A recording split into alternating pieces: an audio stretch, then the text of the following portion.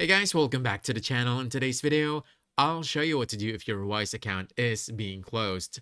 Don't panic, let's go step by step.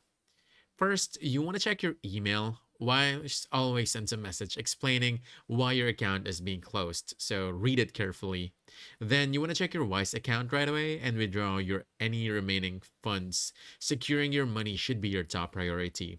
And after that, once you're done with the email, once you're done accessing your Wise account, securing your funds, you can go ahead and reach out to Wise support. You can use the link in the email or go to wise.com/help. Once you're here, all you have to do is just scroll down, choose contact us. Then from here, you want to slow down once again, choose updating my information. Then choose closing my account. You want to choose my account was deactivated. Then from here, what you want to do is you want to submit an appeal.